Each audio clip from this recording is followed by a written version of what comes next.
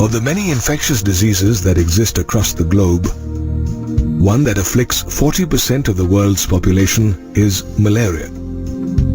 According to the World Health Organization, or WHO, malaria kills a child every 30 seconds. Worldwide, it is estimated that there are 300 to 500 million clinical cases of malaria a year.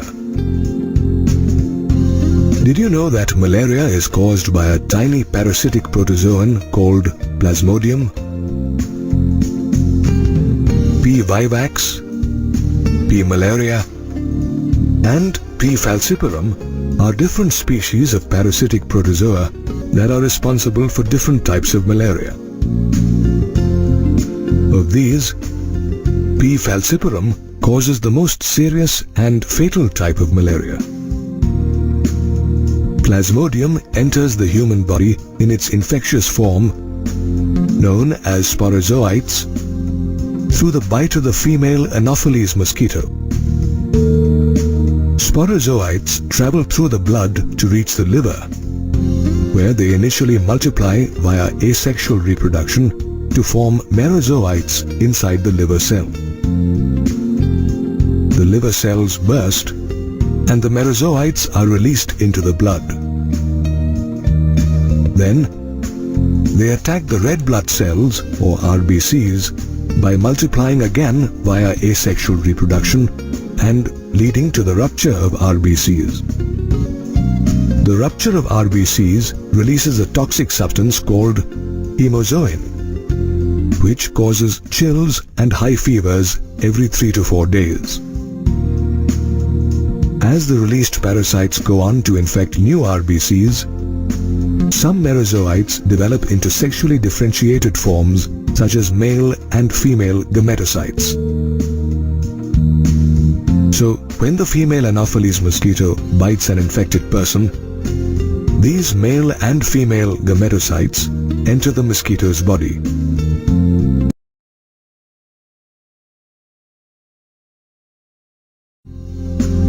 They further fertilize and develop inside the mosquito's intestine to form sporozoites.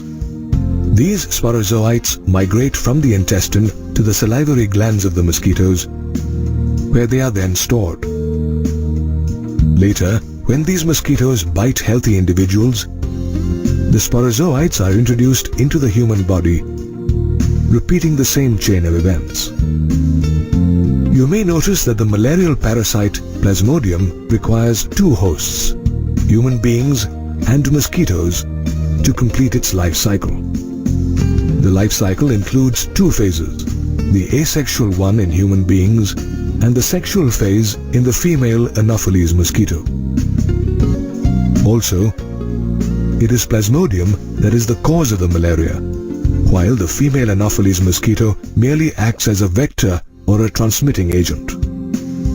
Apart from malaria, amoebiasis or amoebic dysentery is another disease caused by a protozoan called Entamoeba histolytica that lives in the large intestine of human beings. It is characterized by symptoms such as the discharge of blood and mucus in the feces, severe pain in the abdomen, and constipation. Houseflies act as vectors by transmitting the parasite from the feces of the infected person to food and water. It is by consuming such contaminated food and water that the infection is transmitted. Therefore, maintaining both personal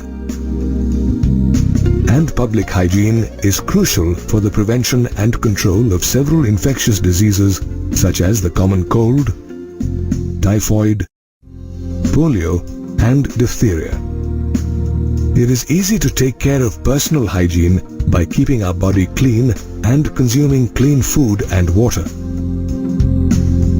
Public hygiene, however, requires proper disposal of waste and excreta, periodic cleaning and disinfection of water bodies like tanks, reservoirs and pools, and hygienic public catering services.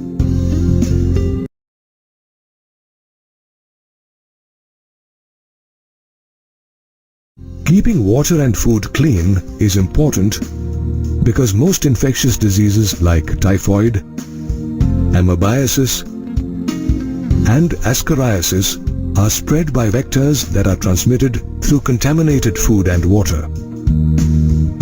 Further, it is important to control or eliminate vectors along with their breeding places. No water should be allowed to stagnate around residential areas. Even household coolers should be regularly cleaned. Insecticides or kerosene oil should be sprayed in ditches, drains and swamps. Some fish like gambusia that feed on mosquito larvae should be bred in ponds and lakes. Doors and windows should be provided with a wire mesh to keep mosquitoes outside, and at night, mosquito nets and mosquito repellents should be used. Undertaking such control measures prevents the transmission of diseases such as malaria and filariasis, which are transmitted by mosquito vectors. Even diseases like dengue and chikungunya, which are transmitted by a mosquito vector called Aedes, can be avoided by implementing these control measures. For airborne diseases like pneumonia and the common cold, care must also be taken that contact with infected persons and their belongings are avoided. While some, like smallpox, have been eradicated completely, others such as polio, diphtheria, pneumonia, and tetanus can be controlled to a large extent by vaccines.